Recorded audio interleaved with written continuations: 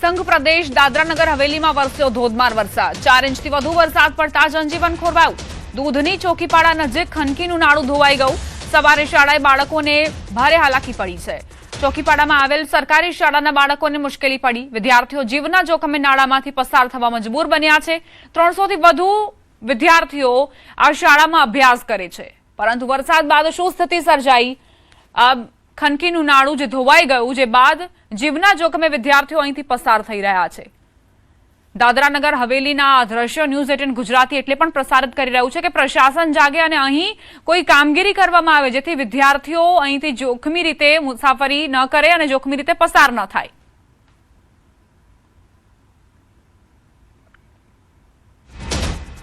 સુરતથી સમાચાર। વહેલી સવારથી ધોધમાર વરસાદ યથાવત છે। અનેક વિસ્તારોમાં વરસાદથી જનજીવન પ્રભાવિત।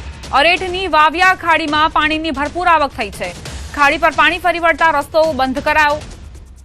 માંડવી, અરેઠ અને બારડોલીના લોકોને 15 થી 20 કિલોમીટરનો ચક્રાવો ફરવો પડશે, કારણ કે ખાડી પર પાણી ફરી વળ્યા છે। કોઝવેનો ઉપયોગ લોકો નથી કરી શકતા। પાણીના કારણે અહીંથી પસાર થવું મુશ્કેલ છે।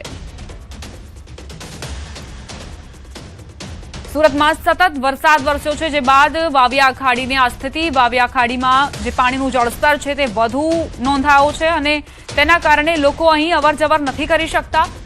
લોકોને 15 થી 20 કિલોમીટરનો ફેરો ફરવો પડી રહ્યો છે।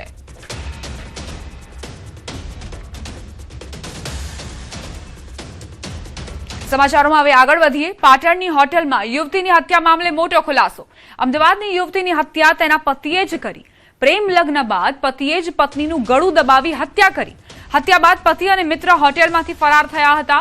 હત્યાના ગુનામાં પતિ સહિત 2 સામે ફરિયાદ। પોલીસે પતિ અને તેના મિત્રની ધરપકડ કરી। હોટેલ 89માં ઘટનાનું રિકન્સ્ટ્રક્શન કરાવ્યું। તપાસમાં હત્યાના કેસમાં નવા ખુલાસા થવાની આશંકા છે। સંવાદદાતા યશવંત જોડાઈ ગયા છે વધુ જાણકારી સાથે। યશવંત, એક હોટેલમાં યુવતીની હત્યા કેસમાં શું વિગત?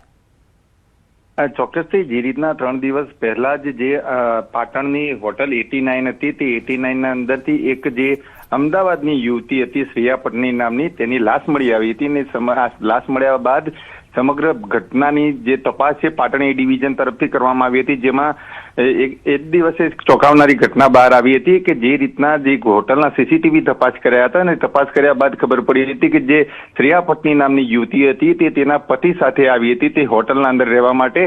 એક રિક્ષાના અંદર 2 પુરુષ અને એક શ્રેયા તેમ કરીને કુલ 3 લોકો આવે છે, જેમાં એક રિક્ષા ચાલક ત્યાં આગળ બંને જે યુવક યુવતીને મૂકીને જતો રહે છે। ત્યારબાદ જે રીતના આ સમગ્ર ઘટના સામે આવી હતી, જેમાં પોલીસની તપાસ બાદ ખબર પડી કે જે પતિ હતો તે પતિએ જ જે શ્રેયા પટની નામની યુવતી હતી તેનું ગળું દબાવીને તેને મારી નાખવામાં હતી। સમગ્ર બાબતને લઈને પાટણ ડિવિઝને અલગ અલગ ટીમો બનાવીને જે આરોપી છે તે આરોપીને સુરતથી અત્યારે પકડી દેવામાં આવે છે।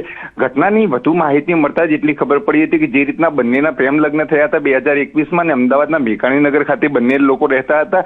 કજિયા કંકાસના કારણે અને જે ભૂતકાળનો જે પ્રેમ હતો તેને લઈને આ સમગ્ર ઘટના ઘટી છે। બંનેના વચ્ચે એક બાળક પણ છે। અત્યારે જે રીતના વાત કરવામાં આવે તો જે પોલીસ પાટણ એ ડિવિઝન પોલીસ છે તેને ઘટનાને લઈને જે 89 હોટલ છે ત્યાં આગળ તે આરોપીઓ છે બંને તેને લઈને રિકન્સ્ટ્રક્શન પણ કરી દેવામાં આવ્યું છે। જે રીતના સમગ્ર ઘટના ઘટી છે તેમાં ક્યાંક ને ક્યાંક જે પ્રેમના અંદર બેવફાઈ થઈ હોય તે બેવફાઈને લઈને સમગ્ર ઘટના ઘટી હોય તે અત્યારે પ્રાથમિક દ્રષ્ટિએ સામે આવી રહ્યું છે। આભાર યશવંત, જાણકારી આપવા માટે।